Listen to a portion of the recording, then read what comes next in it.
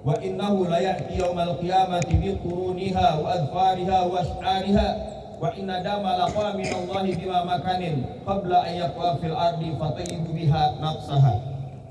Ayyuhal hadirun, sidang salat Idul Adha yang dimuliakan Allah Subhanahu wa taala jalla jalaluhu. Marilah kita bersyukur kepada Allah Subhanahu wa taala di hari yang sangat amat penuh keberkahan ini dan sangat amat mulia ini. Allah Subhanahu wa taala masih memberikan satu kesempatan nikmat yang sangat amat besar yang hari ini kita rasakan, nikmat taufik, hidayah, dan di antara nikmat yang terbesarnya yaitu sehat walafiat, sehingga apa? Kita bisa berkumpul di lapangan yang begitu indah ini dalam rangka sholat Idul Adha berjamaah. Mudah-mudahan kenikmatan ini senantiasa selalu Allah cucurkan, Allah berikan kepada kita sampai akhir hayat kita. Salawat beriringan salam, marilah kita tunjukkan kepada beliau, manusia termulia, Imamul Anbiya wal Mursalin, imamnya para nabi dan rasul, wa khairil khalaiqi ajma'in, manusia terbaik yang Allah ciptakan dari seluruh makhluknya, wa habibi rabbil alamin, dan dicintai oleh Allah Subhanahu wa taala.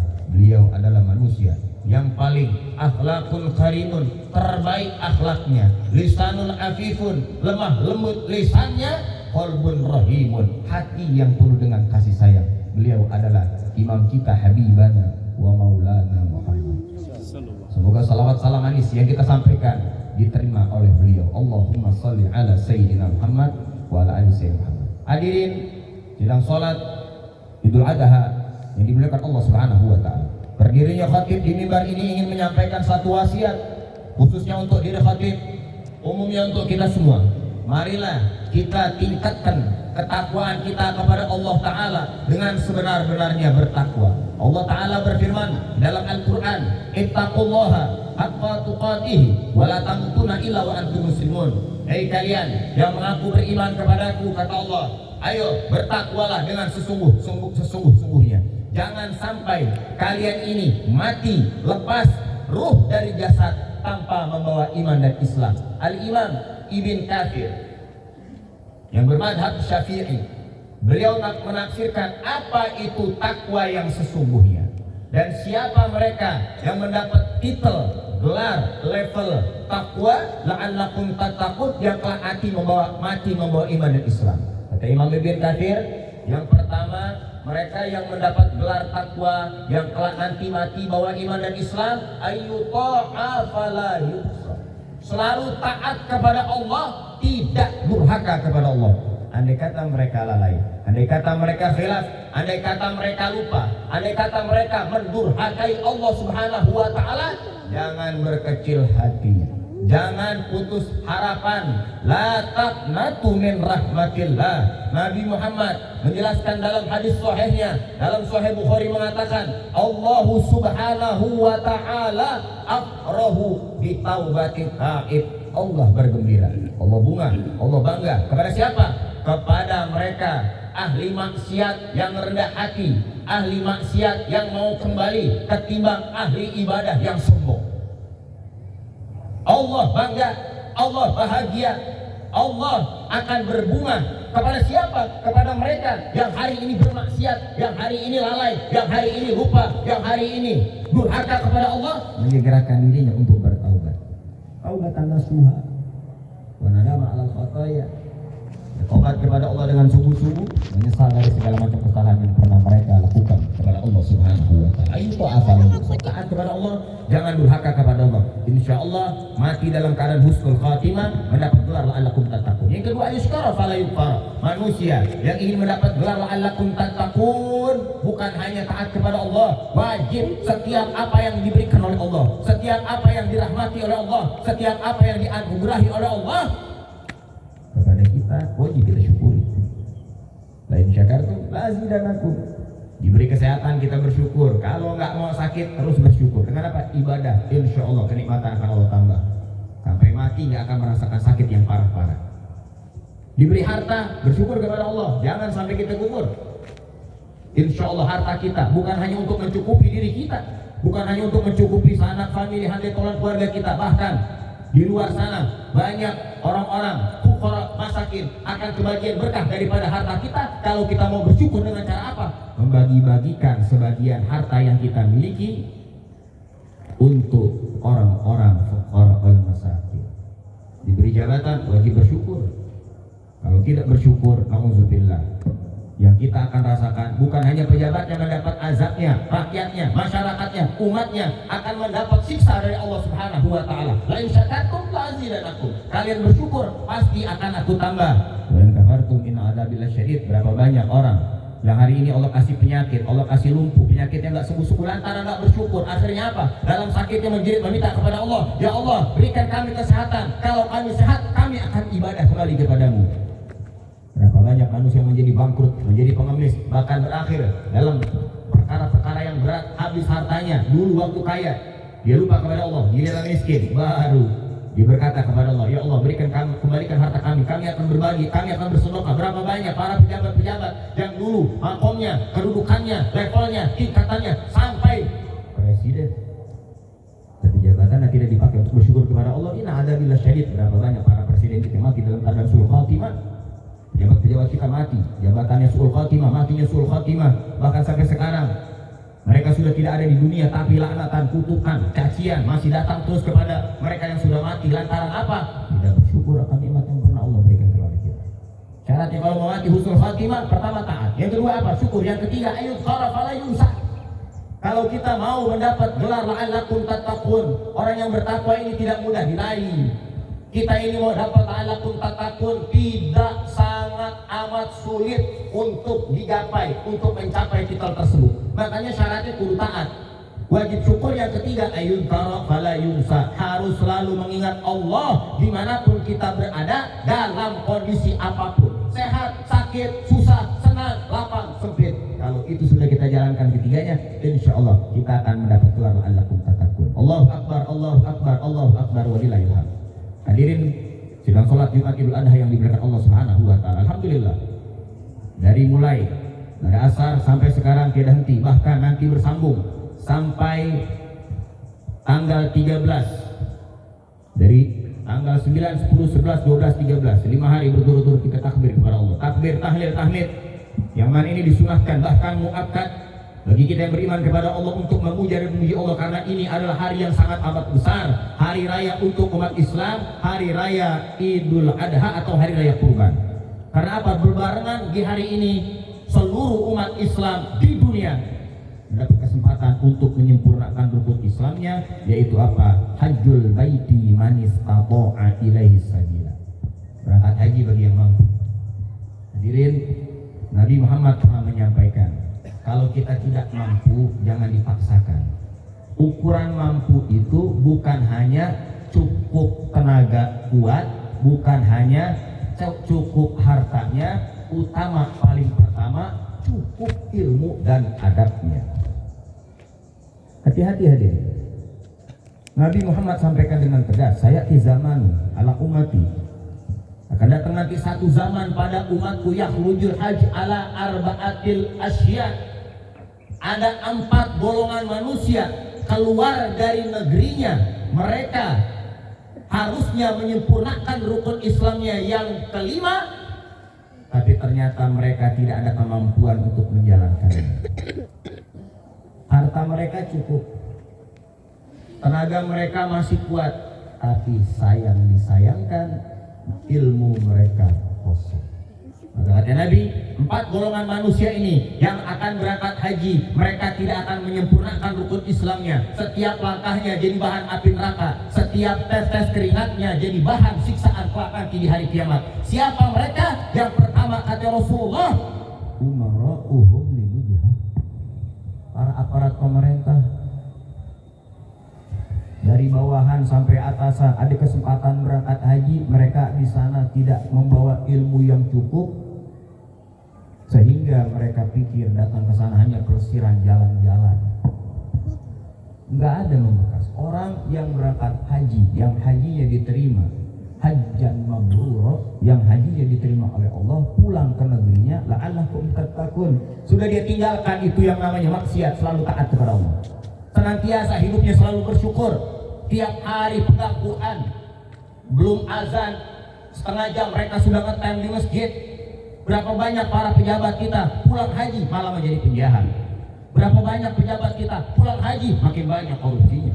Berapa banyak para pejabat kita pulang haji makin banyak maksiat yang dia jadikan, bahkan tidak adil kepada rakyat-rakyatnya. Ini yang disampaikan Nabi. Umara'uhum lilujha, para pejabat, para aparat, para raja-raja kita datang ke Mekah bukan untuk menyempurnakan rukun Islamnya.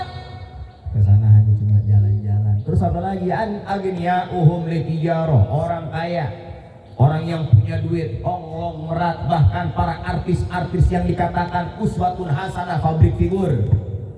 Mereka datang ke Mekah hanya untuk bermaksiat kepada Allah. Belum halal mereka gandeng-gandengan dengan pacarnya keliling-keliling Ka'bah. Belum halal mereka sudah satu hotel. Bahkan orang-orang kaya datang ke Mekah hanya belanja, beli emas, beli parfum, beli makanan. Padahal di negeri kita lebih banyak itu persediaan oleh-oleh haji ketimbang ada yang ada di Mekah. Maka hadirin, kalau kita sudah ada kesempatan dari Allah, cukupi ilmu kita. Jangan sampai kurang-kurang, bahaya ini hadirin. Berapa banyak orang kaya datang ke sana hanya untuk dagang, artis hanya untuk bermaksiat kepada Allah. Apalagi fuqara'uhum lil mas'alah. Berapa banyak orang yang susah, orang yang miskin datang ke Mekah, datang ke Madinah hanya untuk jadi TKI, hanya untuk jadi TKW, hanya untuk jadi pencuri, hanya untuk jadi pengemis. Berapa banyak hadirin begitu tersidak, begitu tertangkap tangan oleh pemerintah, polisi-polisi di Saudi, pencuri-pencuri, ternyata dari Indonesia. Bahkan nggak tanggung-tanggung mencurinya dalam Masjidil Haram tak kalau orang lagi sholat. Betul kata Nabi. Setiap langkahnya jadi api neraka, setiap tetesnya jadi siksa kelak nanti hari kiamat. Yang keempat, yang paling berbahaya, ulama lisum'ah. Ulama ada kesempatan memimpin jamaah, berangkat ke Mekah padahal sudah cukup tenaganya kuat, hartanya bahkan diongkosin sama murid-muridnya, tetapi memiliki ilmu tidak mengamalkan ilmunya. Sampai di Mekah, sampai di Musdalifah, sampai di Arafah, terkadang ulama berlagak sombong hadirin. Manusia kalau sudah kumpul di Arafah, tiada lagi yang namanya ustadz, tiada lagi yang namanya kiai, tiada lagi yang namanya berbangga-banggaan dengan jabatan. Siapa pejabat, siapa rakyat, semua di hadapan Allah sama. Yang membedakan mereka adalah pelindung hati mereka yang bersih kepada Allah. La'allakum tattaqun, ketakwaannya dia kepada Allah, ketaatannya dia kepada Allah, syukurnya dia kepada Allah, mengingatnya dia kepada Allah, kedekatannya dia kepada Allah. Ternyata ulama dapat bagian, ulama-ulama yang sombong, ulama-ulama yang kibir, ulama-ulama yang hasud, ulama-ulama yang dengki datang ke Mekah, ternyata semua pergerakannya menjadi bahan siksaan di hari kiamat. Allahu Akbar, Allahu Akbar, Allahu Akbar, walillahil hamd. Semoga Allah berikan kita kesempatan. Mudah-mudahan dalam waktu yang dekat dan singkat Allah berangkatkan kita mendapat panggilan Allah, labbaik Allahumma labbaik, labbaik la syarika lak labbaik. Berangkat haji mabrur, amin ya rabbal alamin. Hadirin, silang Jumat, silang salat Idul Adha yang dimuliakan Allah Subhanahu wa taala. Dan di hari ini saudara-saudara kita sedunia berbahagia dengan merayakan hari raya kurban. Yang mana kurban ini kita ambil satu uswatun hasanah, ambil ilmu iktibar, ambil contoh. Kurban ini hanya jangan cuma dilihat dari permasalahan kita berkurban atau bersedekah. Itu sudah nyata dan jelas. Tidak ada manusia yang tidak mampu. Hati-hati urusan kurban hadirin. Kalau kita berbicara masalah kurban, tidak ada manusia yang tidak mampu. Kita punya HP harganya lebih mahal dari kambing. Sanggup kita kredit HP, sanggup kita kredit motor, sanggup kita kredit rumah, sanggup kita kredit mobil, villa dan sebagainya. Tapi bagi mereka yang mampu, contoh, kita mampu kredit kambing, satu hari 2.000, 5.000, satu tahun bisa terkumpul itu duit 2-3 juta. Bagi mereka yang sudah ada kemampuan, punya akal, tahu isyarah dari Allah, tapi mereka tidak jalankan. Naudzubillah, tsumma naudzubillah. Pilih kata Rasulullah, falyamut insya'a yahudiyan atau nasraniyan. Manusia yang sudah sanggup mereka kredit handphone, kredit motor, kredit mobil, kredit rumah, mereka punya harta bisa mereka celengin, tapi mereka tidak mau memiliki satu keinginan kuat untuk melaksanakan kurban, yang mana ini sunahnya sudah hampir mendekati kepada kewajiban. Maka pilih kata Nabi satu di antara dua, mati dalam keadaan Yahudi atau mati dalam keadaan Nasrani. Inna lillahi wa inna ilaihi. Yang wajib kita ambil contoh adalah perjalanan Nabi Allah Ibrahim. Bagaimana sabarnya Nabi Allah Ibrahim? 83 tahun tidak dikaruniai anak, berdoa memohon kepada Allah tiada henti. Apa isi doanya? Rabbi ja'alni muqimas shalah wa min dzurriyyati rabbana wa taqabbal du'a. Rabbi la tadarni fardan wa anta khairul warithin. Nabi Allah Ibrahim berdoa 83 tahun, akhirnya mendapat satu ilham. Datang langsung malaikat Jibril menyampaikan wahyu, perintah dari Allah untuk mengkhitan Nabi Allah Ibrahim alaihissalam. Setelah khitan, gak panjang cerita, Allah karuniai, Allah ijabah doanya, gak tanggung-tanggung. Bukan hanya Nabi Allah Ibrahim memiliki anak yang sangat soleh, anak tersebut langsung Allah nobatkan menjadi nabi, yaitu Ismail alaihissalam. Bayangkan hadirin, digadang-gadang 83 tahun punya anak, begitu tampan dan anak itu soleh. Kenapa bisa soleh? Jadi yang wajib kita ambilkan contoh, anak ini kalau mau soleh bukan hanya didoakan. Anak ini kalau mau soleh bukan hanya dikasih makan makanan yang halal, wajib diajak, wajib dipaksa, wajib didorong. Sebagaimana Nabi Allah Ibrahim mendidik Nabi Ismail bukan hanya dengan doanya, setiap ibadah itu Nabi Allah Ibrahim menuntun, mengikat tangannya dengan tangan Nabi Allah Ismail untuk menyembah Allah dimanapun berada, waktu kapanpun, mau siang, mau malam, dimanapun, mau di gunung, dituntun, diajak, diraih, dipaksa, dan didorong untuk bersama-sama menyembah Allah. Apakah contoh ini pernah kita terapkan dalam keluarga kita?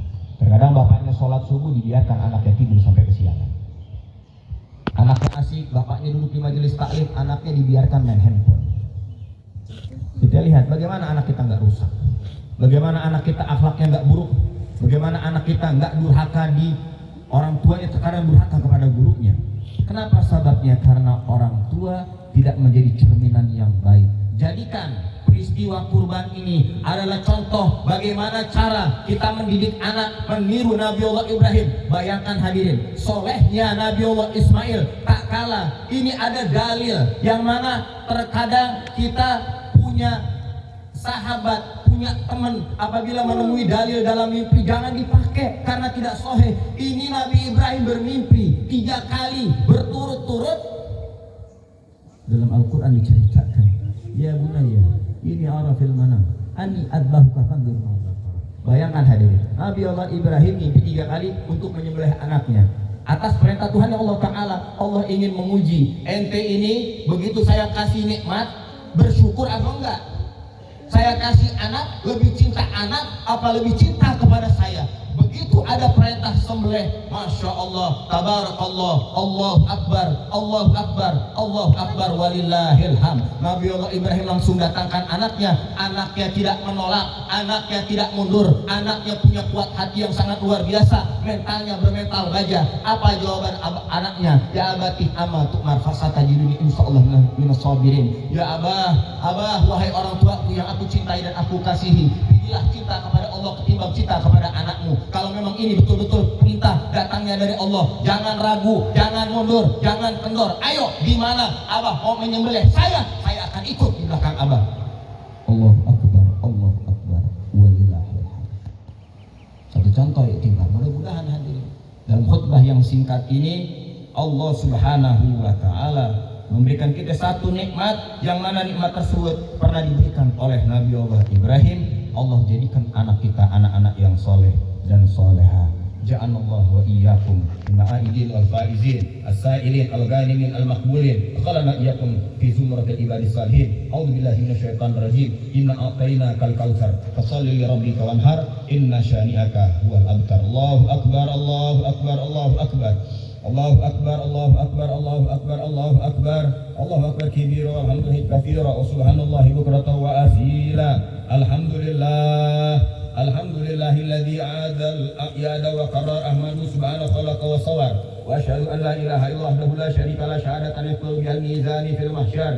Wa asyhadu anna Muhammadan abduhu wa rasuluhu yasqulu bihal mizani fil mahsyar. Wa asyhadu anna Muhammadan abduhu rasul ila aswadi wa ahmar. Allahumma fashalli wa sallim ala sayyidina Muhammad wa ala alihi washabil faizina bi syarafil afkar. Amma ba'du fa ya ibadallah ittaqullah fima amar wantahu amma nahallahu anhu wa hadar wa'lamu anna Allah ta'ala shalla ala nabi qadima faqala ta'ala innallaha wa malaikatahu yusalluna 'alan nabi ya ayyuhalladzina amanu shallu 'alaihi wa sallimu taslima. Allahumma shalli wa sallim ala sayyidina Muhammadin khairil khalqi sahibi wajhil anwar wardallahu an kulli sahabati ajma'in an tabi'ina wa man tabi'ahum bi ihsan ila yaumiddin. Allahumma ighfir lil mu'minina wal mu'minat wal muslimin wal muslimat al-ahya'i wal amwat innaka sami'un qaribun mujibud da'wat ghadiyal hajat ghafirudz dzunubi wal khati'at ya arhamar rahimin. Allahumma ansur man nasarad din wahdul man khadalal muslimin ali kalimatika ila yaumiddin. Allahumma ashfil zalimin nabi zalimin ya Allah ya Rabbana ya Karim yang maha menerima doa ya Allah yang mengijabah doa. Kami memohon ya Allah dari tempat yang sangat amat jauh ini ya Allah, buka pintu langit seluas-luasnya, buka rahmat-Mu, terima doa kami ya Allah. Berikan kemenangan kepada saudara-saudara kami yang hari ini ya Allah sedang berjuang untuk memerdekakan Palestina ya Allah. Binasakan orang-orang kafir ya Allah, Yahudi, Nasrani, kafir-kafir harbi Amerika yang hari ini membantai, membunuh, mengambil hak-hak saudara kami di Palestina ya Allah. Ya Allah, kami tahu Masjidil Aqsa ini bukan milik penduduk Palestina, tapi milik seluruh umat Islam yang beriman kepadamu ya Allah. Kami tidak memiliki kemampuan untuk ikut berjuang, angkat senjata, mengirimkan bantuan rezeki dana. Yang kami mampu hanya berdoa. Semoga dengan doa yang dari kejauhan ini ya Allah, Engkau terima, Engkau ijabah, menjadi satu kekuatan yang sangat maha dahsyat sehingga bisa membantu saudara kami yang ada di Palestina. Bihaqqi Rabbana atina fid dunya hasanah wa fil akhirati hasanah wa qina adzabannar walhamdulillahi rabbil alamin. Ibadallah innallaha ya'muru bil adli wal ihsan walhamdulillahi rabbil alamin. Allahu akbar, Allahu akbar, Allahu akbar walillahil hamd. Assalamualaikum warahmatullahi wabarakatuh.